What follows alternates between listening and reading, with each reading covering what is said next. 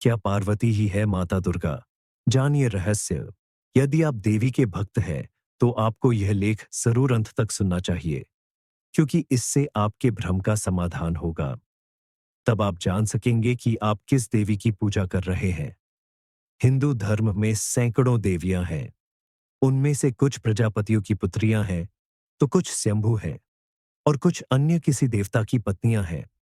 यहां हम जानते हैं माता दुर्गा का रहस्य, जिन्हें अंबे, जगदम्बे, शेरावाली, पहाड़ा वाली, चामुंडा, तुलजा आदि कहा जाता है, जिन्हें महिषमर्दिनी और शुंभ निशुंभ, चंड मुंड और रक्तबीज आदि का वध करने वाली कहा जाता है। लेकिन क्या ये सभी देवियां एक ही है या अलग अलग? क्या ब्रह्मा की पत्नियों सरस्वती उनकी पुत्रियों थीं, और क्या लक्ष्मी दो थीं? यह तो आप जानते ही होंगे कि सरस्वती और लक्ष्मी इन दुर्गा माता से भिन्न हैं। लेकिन अब सवाल ये उठता है कि पार्वती भी क्या दुर्गा या अंबे ही है? क्या काली, तारा, छिन्नमस्ता, षोडशी, भुवनेश्वरी, त्रिपुर भैरवी, धूमावती, बगलामुखी, मातंगी और कमला ये सभी एक ही माता हैं? क्या शैलपुत्री, ब्रह्मचारिणी, चंद्रघंटा, कूष्मांडा, स्कंदमाता, कात्यायनी, कालरात्रि, महागौरी और सिद्धिदात्री माता सभी एक ही है? जानिए इसका रहस्य। आदिशक्तिमान जगदम्बे। शिव पुराण के अनुसार उस अविनाशी परब्रह्म काल ने कुछ काल के बाद द्वितीय की इच्छा प्रकट की। उसके भीतर एक से अनेक होने का संकल्प उदित हुआ।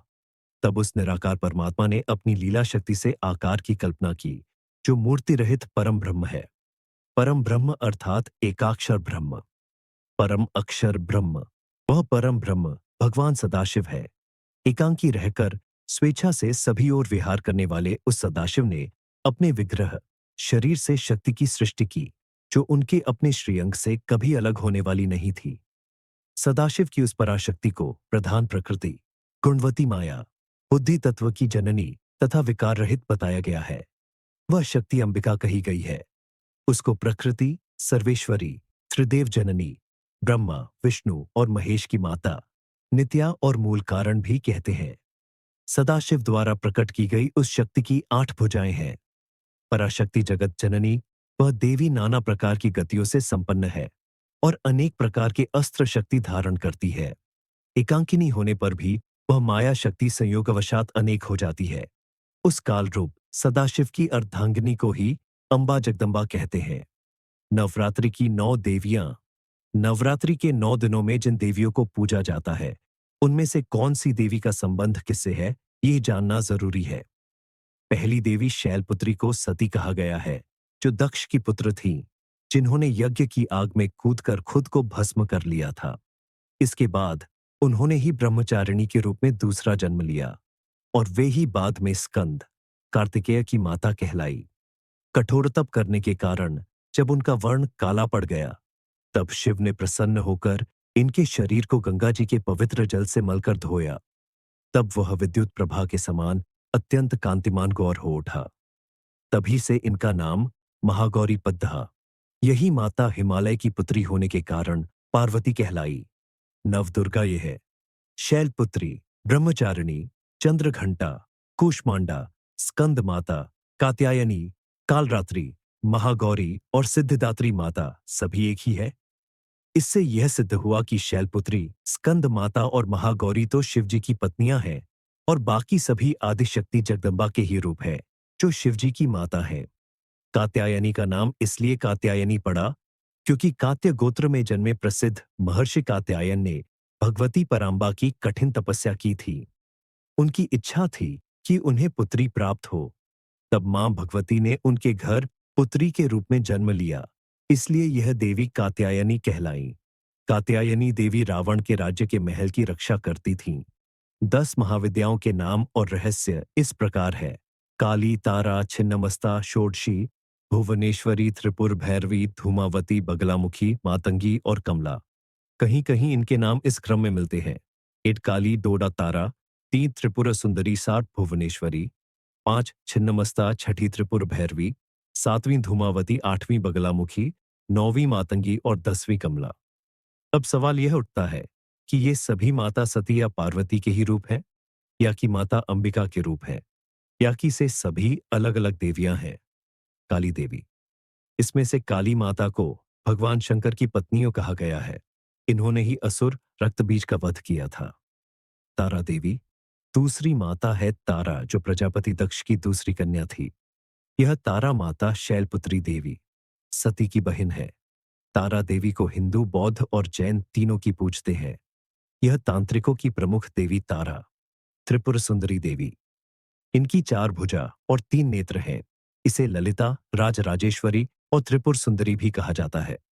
भारतीय राज्य त्रिपुरा में स्थित त्रिपुर सुंदरी का शक्तिपीठ है। यहाँ वस्त्र और आभूषण गिरे थे। त्रिमूर्ति ब्रह्मा, विष्णु, महेश्वर शिव की जननी होने से जगदम्बा ही त्रिपुरा है।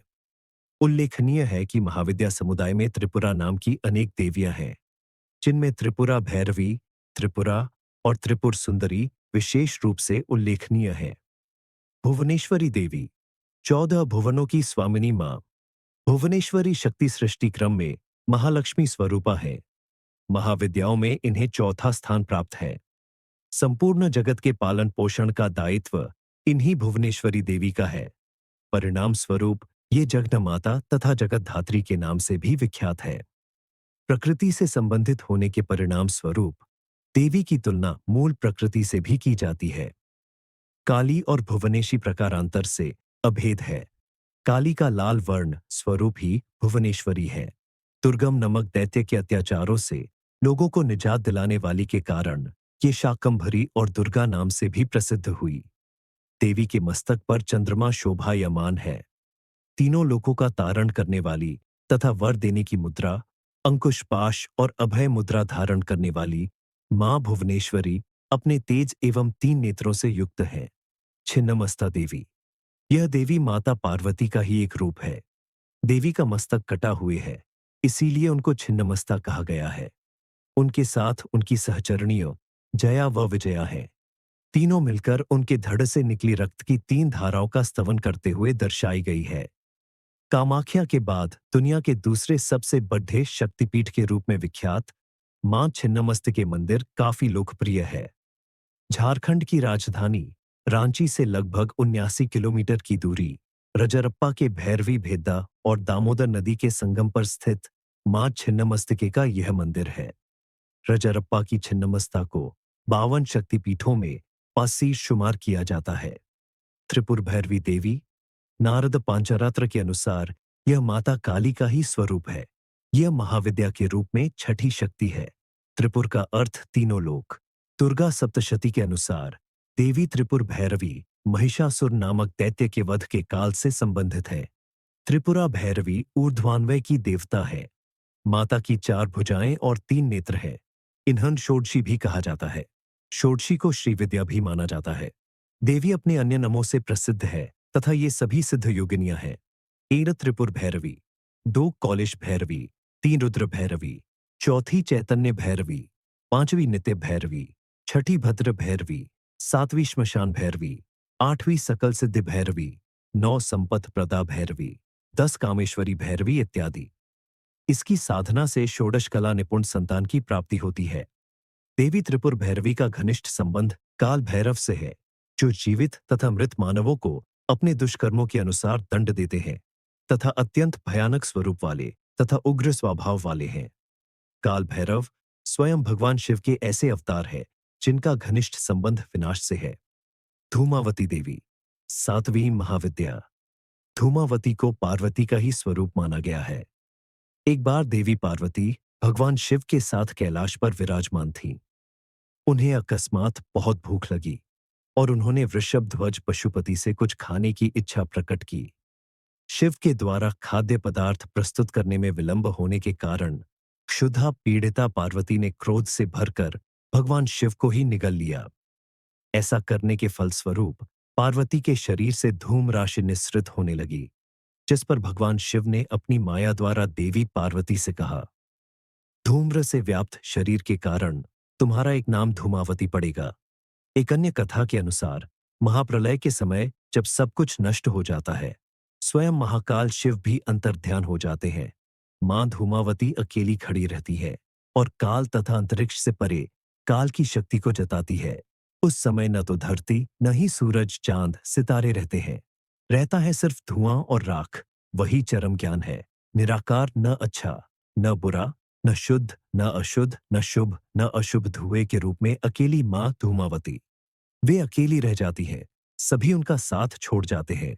इसलिए अल्प जानकारी रखने वाले लोग उन्हें अशुभ घोषित करते हैं। बगलामुखी देवी। बगलामुखी दो शब्दों के मेल से बना है। पहला बगला तथा दूसरा मुखी। बगला से अभिप्राय है विरूपण का कारण और वक या वगुला पक्षी, जिसकी क्षमता एक जगह पर अचल खड़े हो शिकार करना है। मुखी से तात्पर्य है मुख। देवी का घनिष्ठ संबंध अलौकिक पारलौकिक जादुई शक्तियों से भी है, जिसे इंद्रजाल कहा जाता है। देवी बगलामुखी समुद्र के मध्य में स्थित मणिमय द्वीप में अमूल्य रत्नों से सुसज्जित सिंहासन पर विराजमान है। देवी त्रिनेत्रा है, मस्तक पर अर्धचंद्र धारण करती है, पीले शारीरिक वर्ण की है। देवी ने पीला वस्त्र तथा पीले फूलों की माला धारण की हुई है। देवी के अन्य आभूषण भी पीले रंग के ही है तथा अमूल्य रत्नों से जड़ित है। स्वतंत्र तंत्र के अनुसार सत्य युग में इस चराचर संपूर्ण जगत को नष्ट करने वाला भयानक तूफान घोर अंधी आया। समस्त प्राणियों तथा स्थूल वस्तुओं के अस्तित्व पर संकट गहरा रहा था तथा सब काल का ग्रास बनने जा रहे थे। संपूर्ण जगत पर संकट को हुआ देख जगत के पालनकर्ता भगवान विष्णु अत्यंत चिंतित हो गए। तदनंतर भगवान विष्णु सौराष्ट्र प्रांत में गए तथा हरिद्रा सरोवर के समीप जाकर अपनी सहायतार्थ देवी श्री विद्या महात्रिपुर सुंदरी को प्रसन्न करने हेतु तप करने लगे। उस समय देवी श्री विद्या सौराष्ट्र के एक हरिद्रा सरोवर में वास करती थी। भगवान विष्णु के तप से संतुष्ट हो देवी आद्या शक्ति बगलामुखी स्वरूप में भगवान विष्णु के सन्मुख अवतरित हुई तथा उनसे तप करने का कारण ज्ञात किया। तुरंत ही अपनी शक्तियों का प्रयोग कर देवी बगलामुखी ने विनाशकारी तूफान को शांत किया तथा इस संपूर्ण चराचर जगत की रक्षा की। भारत में मां बगलामुखी के 3 ही प्रमुख ऐतिहासिक मंदिर माने गए हैं, जो क्रमशः दतिया मध्य प्रदेश, कांगड़ा हिमाचल तथा नलखेड़ा जिला शाजापुर मध्य प्रदेश में है। तीनों का अपना अलग अलग महत्व है। देवी मातंगी 10 महाविद्याओं में 9वीं देवी मातंगी है। हनुमान जी के गुरु मातंग मुनि थे, जो मातंग समाज से संबंध रखते थे।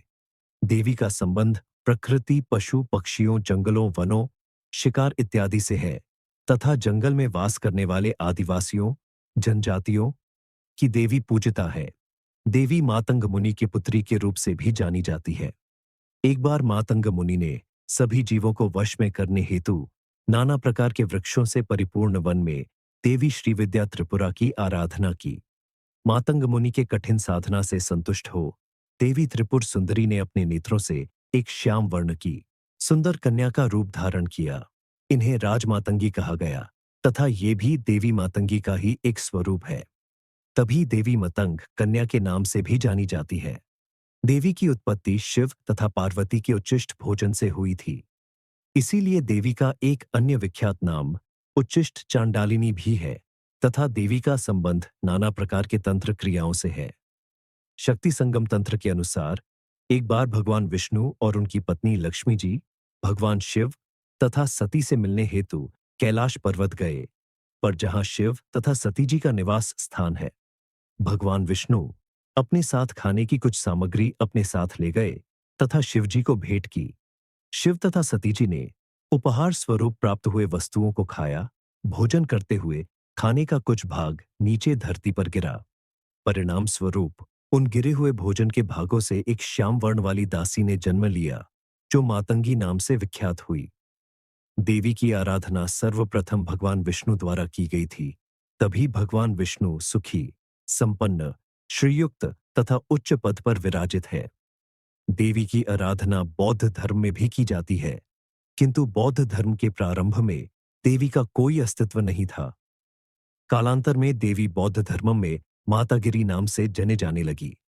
नारद पंचरात्र के अनुसार कैलाशपति भगवान शिव को चांडाल तथा देवी शिवा को ही उच्छिष्ट चांडालिनी कहा गया है। देवी मातंगी 64 प्रकार के ललित कलाओं से संबंधित विद्याओं से निपुण है तथा तोता पक्षी इनके बहुत निकट हैं।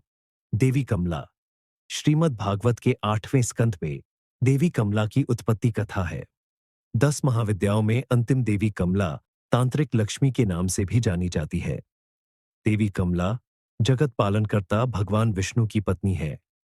देवताओं तथा दानवों ने मिलकर अधिक संपन्न होने हेतु समुद्र का मंथन किया।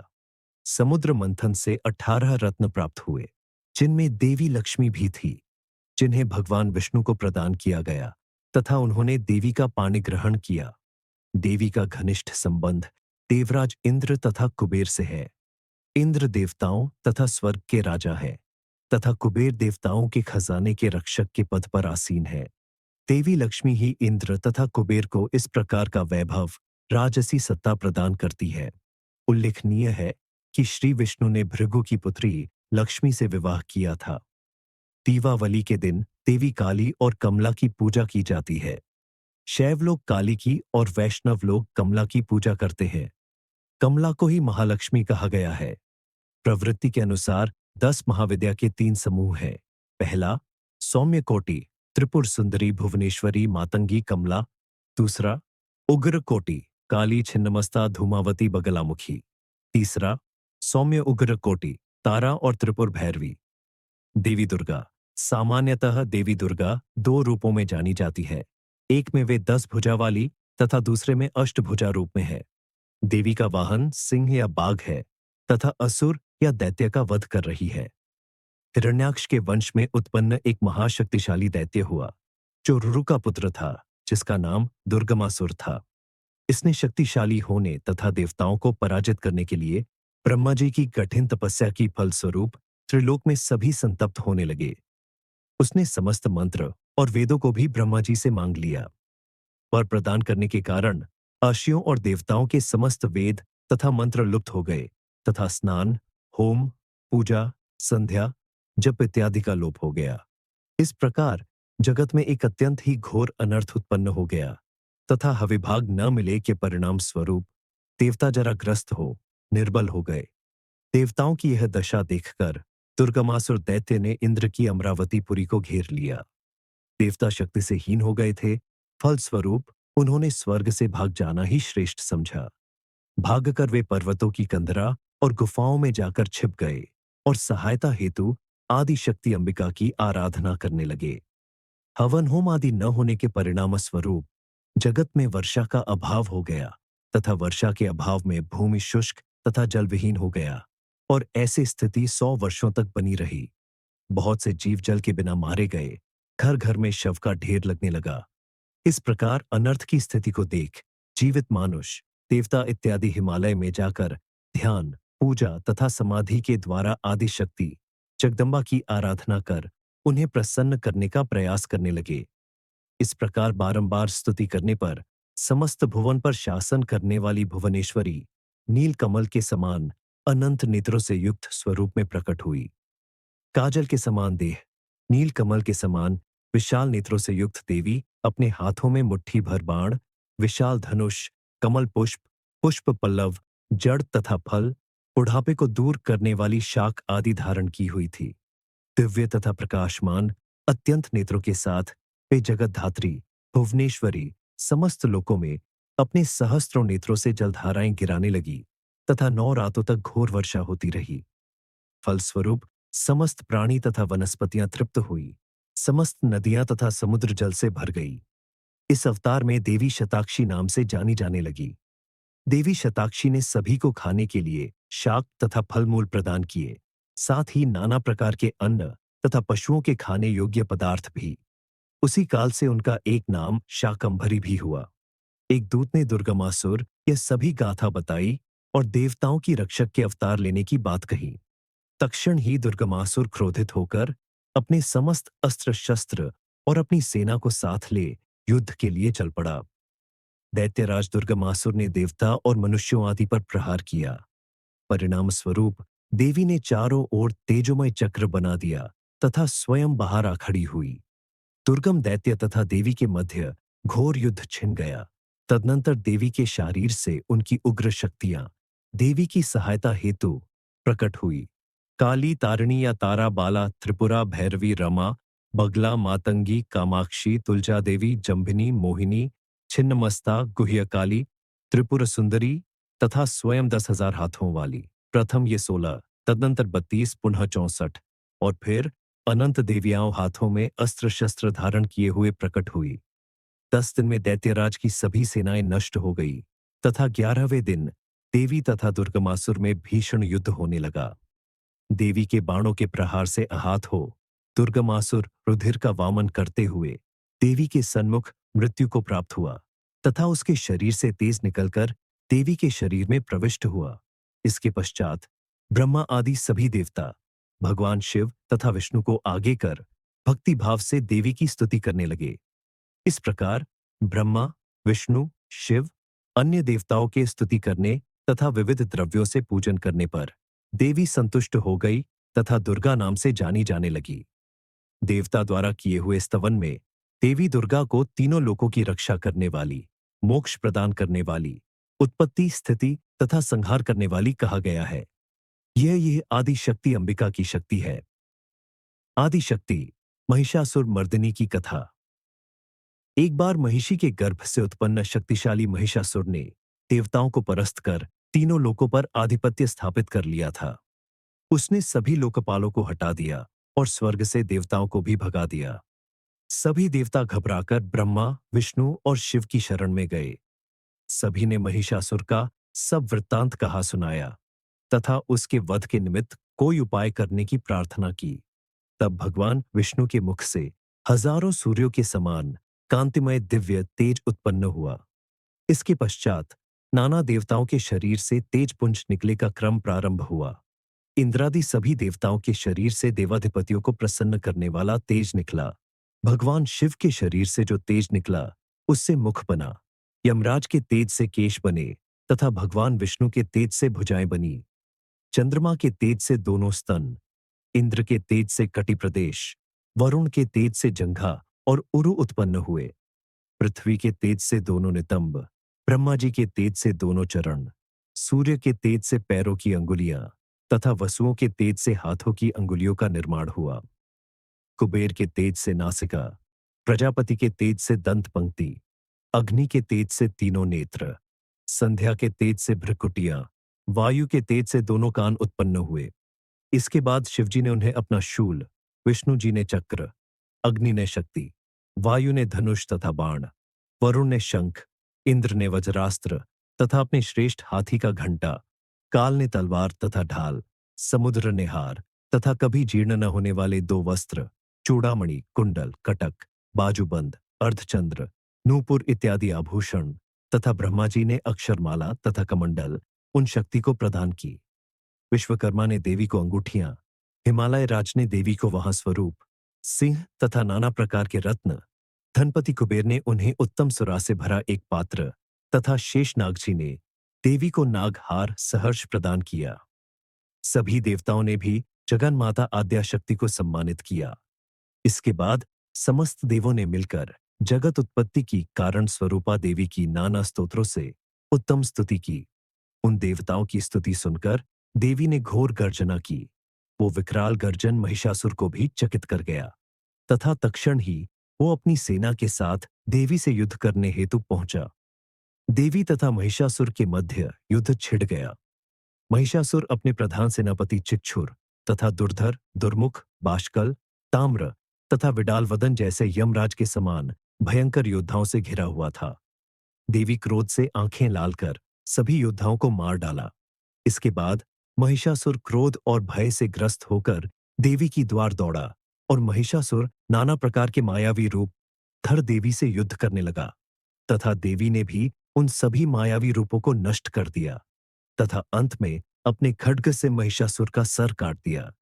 इस प्रकार वह महिषासुर मर्दिनी नाम से प्रसिद्ध हुई। शुंभ निशुंभ, चंडमुंड और धूम्रक्ष एवं रक्तबीज का वध करने वाली देवी।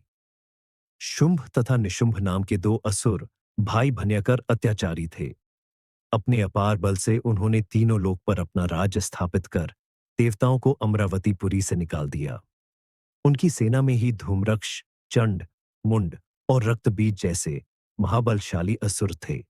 शुंभ निशुंभ के आतंक से भयभीत होकर समस्त देवताओं ने हिमालय पर जाकर शरण ली। वहां पर उन्होंने सर्व मनोकामनाओं को पूर्ण करने वाली आदिशक्ति देवी की स्तुति की। देवताओं की स्तुति करने पर माता गौरी देवी अत्यंत प्रसन्न हुई तथा देवताओं से पूछा कि अब लोग किसकी स्तुति कर रहे हैं। देखते ही देखते शिवा देवी के शरीर से एक कुमारी कन्या का प्राकट्य हुआ तथा कुमारी कन्या ने देवी शिवा को कहा कि शुंभ तथा निशुंभ नमक दैत्यों से प्रताड़ित ये सब आपकी ही स्तुति कर रहे हैं। उस कन्या का प्रादुर्भाव शिवा से हुआ तथा वो कौशिकी नाम से विख्यात हुई।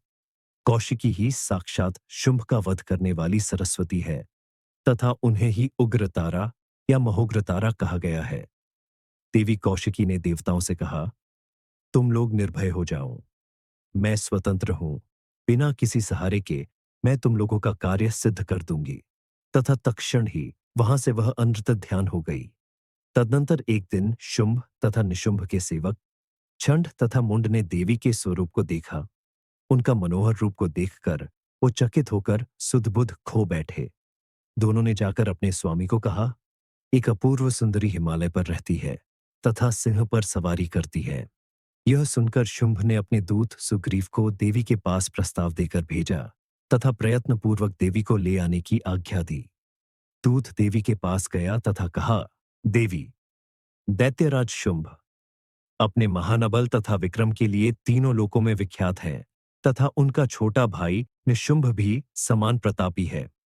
शुंभ ने मुझे तुम्हारे पास दूत बनाकर भेजा है। शुंभ ने जो संदेश दिया है उसे सुनो। मैंने युद्ध में इंद्र आदि देवताओं को पराजित कर उनसे समस्त रत्नों का हरण कर लिया है। यज्ञ में दिया हुआ देव भाग में स्वयं ही भोगता हूं। तुम स्त्रियों में रत्न हो तथा सब रत्नों की शिरोमणि हो। तुम कामजनित रस के साथ मुझे या मेरे भाई को अंगीकार करो। यह सुनकर कौशिकी देवी ने कहा, तुम्हारा कथन असत्य नहीं है, परंतु मैंने पूर्व में एक प्राण लिया है, उसे सुनो। जो मेरा घमंड चूर कर मुझे युद्ध में जीत लेगा, उसी को मैं अपने स्वामी रूप में वरण कर सकती हूं। ये मेरा दृढ़ प्रण है। तुम शुंभ तथा निशुंभ को मेरी यह प्रतिज्ञा बता दो, तदनंतर इस विषय में वो जैसा उचित समझे करे। देवी का ऐसा वचन सुनकर दूत सुग्रीव वापस शुंभ के पास चला आया तथा उसने देवी का संदेश सुना दिया। दूत की बातें सुनकर शुंभ कुपित हो उठा तथा अपने श्रेष्ठ सेनापति धूम्राक्ष को हिमालय पर जाकर देवी जिस भी अवस्था पर हो ले आने के लिए कहा। दैत्य धूम्राक्ष हिमालय पर जा भगवती भुवनेश्वरी से कहा, मेरे स्वामी के पास चलो, नहीं तो मैं तुम्हें मार डालूंगा। देवी ने कहा, युद्ध के बिना मेरा शुंभ के पास जाना असंभव है। यह सुनकर धूम्राक्ष देवी को पकड़ने के लिए दौड़ा, लेकिन देवी ने हूं के उच्चारण मात्र से उसे भस्म कर दिया। धूम्राक्ष को मस्म करने के कारण देवी धूम्रलोचन और धूमावती कहलाई। धूम्राक्ष की मृत्यु का समाचार पाकर शुंभ बड़ा ही कुपित हुआ तथा उसने चंड एवं मुंड तथा रक्तबीज नामक असुरों को देवी के पास भेजा। दानवगणों ने देवी के सन्मुख जा शीघ्र ही शुंभ के पास जाकर उसे पति बनाने का आदेश दिया, अन्यथा गणों सहित मार डालने का भय दिखाया। देवी ने कहा कि मैं सदाशिव की सूक्ष्म प्रकृति हूं, फिर किसी दूसरे की पत्नी कैसे बन सकती हूं? दैत्यों, या तो तुम अपने अपने स्थानों को लौट जाओ, अन्यथा मेरे साथ युद्ध करो। तब युद्ध हुआ। छंड तथा मुंड का वध करने पर देवी चामुंडा नाम से विख्यात हुई और रक्तबीज का वध देवी कालिका ने किया। इस प्रकार शुंभ को जब ये समाचार प्राप्त हुआ तो उसने दुर्जय गणों को युद्ध के लिए भेजा। कालक, कालकेय, मौर्य, तौरहृद तथा अन्य असुरगण भरी सेना को साथ लेकर दोनों भाई शुंभ तथा निशुंभ रथ पर आरूढ़ हो देवी से युद्ध करने के लिए निकले। हिमालय पर्वत पर खड़ी हुई देवी को देखकर सभी उनकी ओर दौड़े और युद्ध करने लगे। देवी कालिका तथा उनकी सहचरियों ने दैत्यों को मरना शुरू कर दिया तथा देवी के वाहन सिंह ने भी कई दैत्यों का भक्षण कर लिया। दैत्यों के मारे जाने के कारण रणभूमि में रक्त की धार, नदियां बहने लगी। घोर युद्ध छिड़ जाने पर दैत्यों का महान संहार होने लगा। देवी ने विष में बुझे हुए तीखे बाणों से निशुंभ को मारकर धराशायी कर दिया। अपने भाई निशुंभ के मारे जाने पर शुंभ क्रोध से भर गया तथा अष्टभुजाओं से युक्त हो देवी के पास आकर युद्ध करने लगा। बड़ा भयंकर दृश्य उपस्थित हुआ। चंडिका ने त्रिशूल से शुंभ पर प्रहार किया, जिससे वो पृथ्वी पर गिर गया। शूल के आघात से होने वाली व्यथा को सहकर शुंभ ने 10,000 भुजाएं धारण कर ली तथा चक्र द्वारा देवी के वाहन सिंह तथा देवी पर आक्रमण करना प्रारंभ कर दिया, तथा देवी ने खेल खेल में उन चक्रों को विदीर्ण कर दिया। तदनंतर देवी ने त्रिशूल के प्रहार से असुर शुंभ को मार गिराया। रक्तबीज का वध। ब्रह्मा जी के शरीर से ब्राह्मी, विष्णु से वैष्णवी, महेश से महेश्वरी और अंबिका से चंडिका प्रकट हुईं। पल भर में सारा आकाश असंख्य देवियों से आच्छादित हो उठा। ब्राह्मणी ने अपने कमंडल से जल छिड़का, जिससे राक्षस तेजहीन होने लगे। वैष्णवी अपने चक्र, महेश्वरी अपने त्रिशूल से, इंद्राणी वज्र से और सभी देवियां अपने अपने आयुधों से आक्रमण कर रही थीं। राक्षस सेना भागने लगी। तब रक्तबीज ने राक्षसों को धिक्कारा कि वे स्त्रियों से डरकर भाग रहे हैं। रक्तबीज हमला करने आया तो इंद्राणी ने उस पर शक्ति चलाई, जिससे उसका सर कट गया और रक्त भूमि पर गिरा। किंतु पूर्व वरदान के प्रभाव से उस रक्त से फिर एक रक्तबीज उठ खड़ा हुआ और अट्टहास करने लगा। जैसे ही शक्तियां उसे मारतीं, उसके रक्त से और असुर उठ खड़े होते। जल्द ही असंख्य रक्तबीज सब ओर दिखने लगे। मां चंडिका ने श्री काली से कहा कि इसका रक्त भूमि पर गिरने से रोकना होगा, जिससे और रक्तबीज न जन्मे। देवी काली ने कहा कि आप सब इन्हें मारे, मैं एक बूंद रक्त भी भूमि पर न पड़ने दूंगी। और ऐसा ही हुआ भी। जल्द ही सारे नए रक्तबीज युद्ध में मारे गए। तब रक्तबीज समझ गया कि काली उसे पुनर्जीवित नहीं होने दे रही है, तो वह चंडिका को मारने दौड़ा। तब चंडिका ने उसे मार दिया और काली ने रक्त को भूमि पर न गिरने दिया। देवता चंडिका की जय जयकार करने लगे। श्री मार्कंडेय पुराण एवं श्री दुर्गा सप्तशती के अनुसार महाकाली मां की उत्पत्ति जगत जननी मां अंबा के ललाट से हुई थी। कथा के अनुसार शुंभ निशुंभ दैत्यों के आतंक का प्रकोप इस कदर बढ़ चुका था कि उन्होंने अपने बल, छल एवं महाबली असुरों द्वारा देवराज इंद्र सहित अन्य समस्त देवतागणों को निष्कासित कर स्वयं उनके स्थान पर आकर उन्हें प्राण रक्षा हेतु भटकने के लिए छोड़ दिया। दैत्यों द्वारा आतंकित देवों को ध्यान आया कि महिषासुर के इंद्रपुरी पर अधिकार कर लिया है। तब दुर्गा ने ही उनकी मदद की। उनके इस प्रकार आह्वान से देवी प्रकट हुई एवं शुंभ निशुंभ के अति शक्तिशाली असुर चंड तथा मुंड दोनों का एक घमासान युद्ध में नाश कर दिया। चंड मुंड के इस प्रकार मारे जाने एवं अपनी बहुत सारी सेना का संहार हो जाने पर दैत्यराज शुंभ ने अत्यधिक क्रोधित होकर अपनी संपूर्ण सेना को थी। तब वे सभी दुर्गा का आह्वान करने लगे। उनके इस प्रकार आह्वान से देवी प्रकट हुई एवं शुंभ निशुंभ के अति शक्तिशाली असुर चंड तथा मुंड दोनों का एक घमासान युद्ध में नाश कर दिया। चंड मुंड के इस प्रकार मारे जाने एवं अपनी बहुत सारी सेना का संहार हो जाने पर दैत्यराज शुंभ ने अत्यधिक क्रोधित होकर अपनी संपूर्ण सेना को युद्ध में जाने की आज्ञा दी तथा कहा कि आज 86 उदयुद्ध नामक दैत्य सेनापति एवं कंबु दैत्य के 84 सेनानायक अपनी वाहिनी से घिरे युद्ध के लिए प्रस्थान करे। कोटिवीर्य कुल के 50, धौम्र कुल के 100 असुर सेनापति मेरे आदेश पर सेना एवं कालक, दौरहृद, मौर्य व काल के असुरों सहित युद्ध के लिए कूच करे। अत्यंत क्रूर दुष्टाचारी असुर राज शुंभ अपने साथ सहस्र असुरों वाली महासेना लेकर चल पड़ा। उसकी भयानक दैत्य सेना को युद्ध स्थल में आता देखकर देवी ने अपने धनुष से ऐसी टंकार दी कि उसकी आवाज से आकाश व समस्त पृथ्वी गूंज उठी। पहाड़ों में दरारें पड़ गईं। देवी के सिंह ने भी दहाड़ना प्रारंभ किया। फिर जगदम्बिका ने घंटे के स्वर से उस आवाज को दुगना बढ़ा दिया। धनुष, सिंह एवं घंटे की ध्वनि से समस्त दिशाएं गूंज उठीं। भयंकर नाद को सुनकर असुर सेना ने देवी के सिंह को और मां काली को चारों ओर से घेर लिया। तदंतर असुरों के संहार एवं देवगणों के कष्ट निवारण हेतु परमपिता ब्रह्मा जी, विष्णु, महेश, कार्तिकेय, इंद्रादि देवों की शक्तियों ने रूप धारण कर लिए एवं समस्त देवों के शरीर से अनंत शक्तियां निकलकर अपने पराक्रम एवं बल के साथ मां दुर्गा के पास पहुंची। तत्पश्चात समस्त शक्तियों से घिरे शिवजी ने देवी जगदम्बा से कहा, मेरी प्रसन्नता हेतु तुम इस समस्त दानव दलों का सर्वनाश करो।